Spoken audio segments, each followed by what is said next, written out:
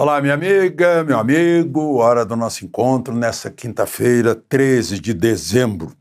Eu vou falar sobre uma tragédia do Brasil, a inflação. Num 13 de dezembro, em 1965,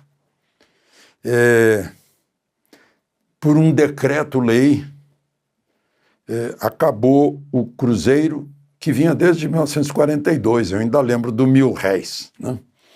Virou R$1.000, virou um cruzeiro. Agora, 1.000 cruzeiros vira um cruzeiro novo. Ou seja, se eu tiver R$1.350, eu vou ter R$1,35. Tiram 3 zeros. Depois disso, esse cruzeiro novo durou até 1970, por aí, depois voltou o cruzeiro, depois foi para o cruzado novo, vieram 5 moedas, até finalmente chegar ao real atual. O real é de 94, se não me engano. Eu dei o furo do real. Pessoalmente, né? Uma tragédia, porque eu tinha caderneta de poupança da Caixa Econômica Federal, presente do meu avô, me dava todos os anos do meu aniversário um dinheiro que ele queria que eu fosse advogado, era dinheiro para investir na criação de um escritório de advocacia. Eu fui ver, tinha uns US$70.000, mais ou menos. Só que eu fui lá na Caixa, não tinha mais nada. Se fossem fazer a conta mesmo da taxa de administração, algo assim, eu ia estar devendo. Mas eu tinha R$2 e pouco na conta.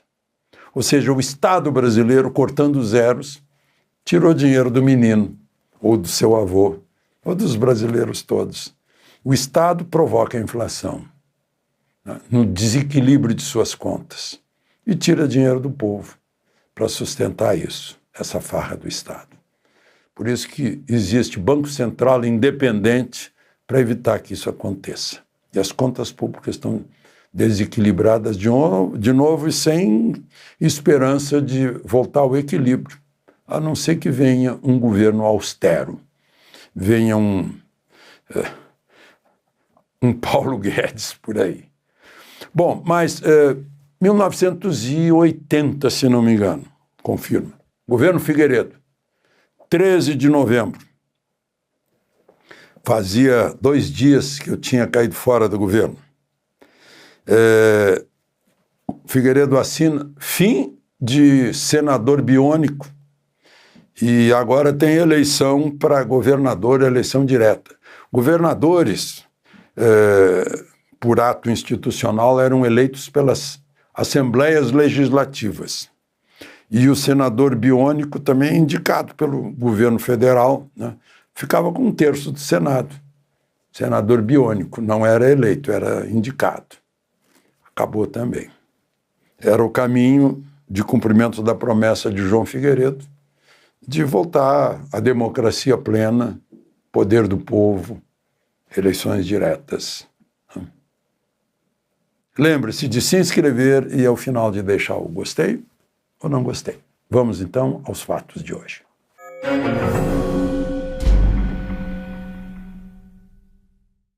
O presidente do INSS e do governo Lula, Alessandro Stefanuto, foi preso, com outros, já vou dizer quais são, mas a Polícia Federal disse que ele pegava, por mês, R$250.000 de propina.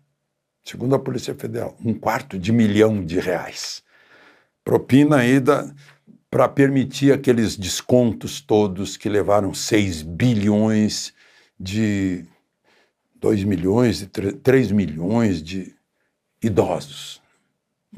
Um crime hediondo. Olha, foram presos de novo o careca do INSS, eu digo de novo porque ele tinha sido preso por ordem, por pedido da CPI.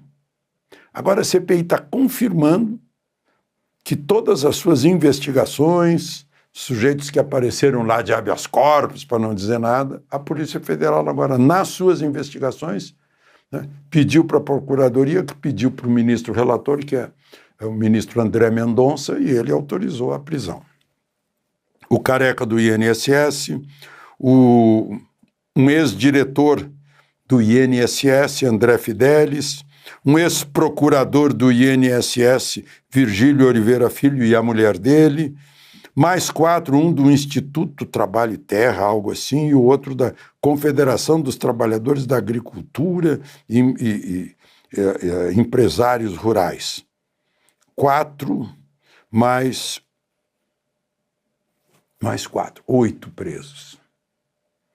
Confirma a necessidade da CPI, sim.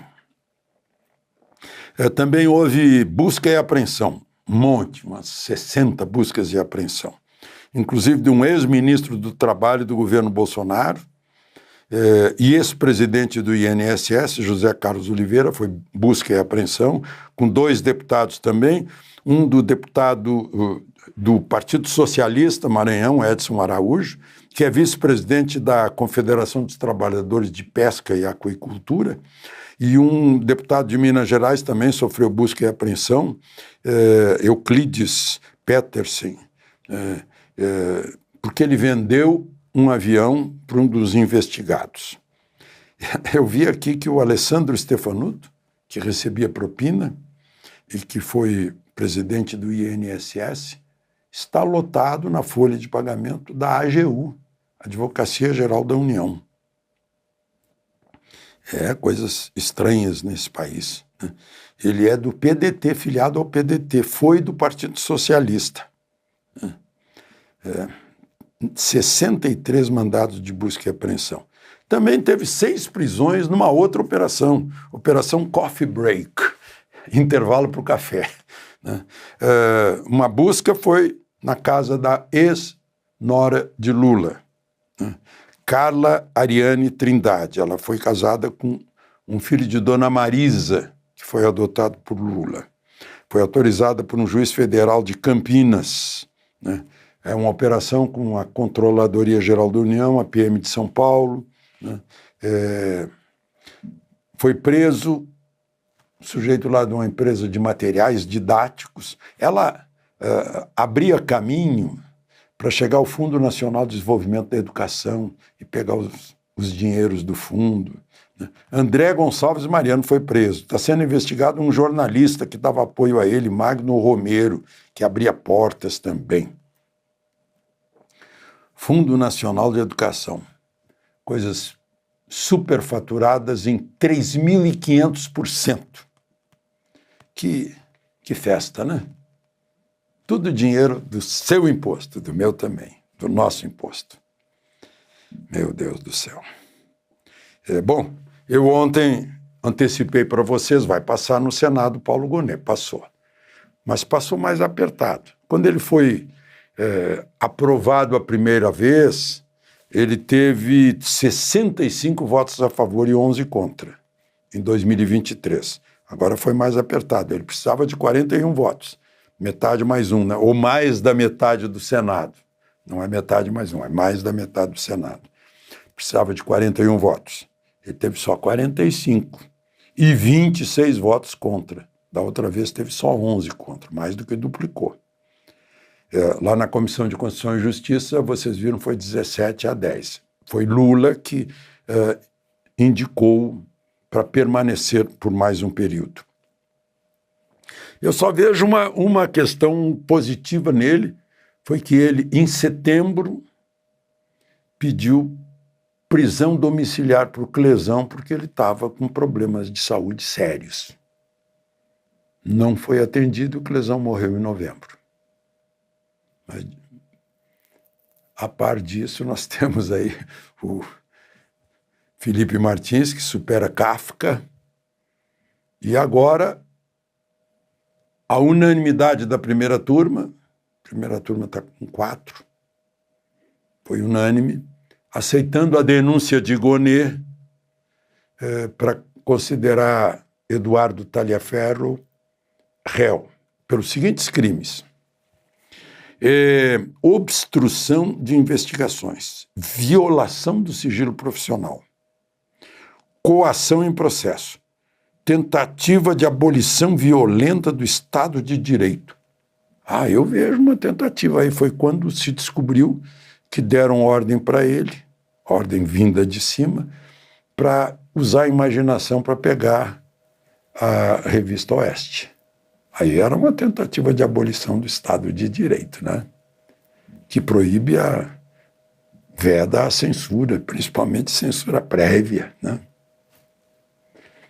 E essa história de ele revelar segredo, sigilo profissional, não sei, pegaram o celular dele por uma acusação de agressão à mulher dele. O celular estava na polícia, aí apareceu tudo isso. Dá a impressão que não foi ele que violou o sigilo profissional. Aí apareceu toda aquela conversalhada lá com o juiz auxiliar, que recebia ordens do ministro, que o ministro estava apressado a pegar o pessoal, né? Mas foi unânime. Eu fiquei unânime. Quer dizer, Moraes não precisaria ter votado, daria 3 votos, já seria suficiente. Em 5, que agora tem 4, porque Fux foi para outra turma, não precisava, mas votou. Peraí, mas era o secretário dele, né? Eu já mostrei aqui, isso é impossível, mas foi. Acontece aqui no Brasil. Então é isso, minha gente. De Brasília, Alexandre Garcia.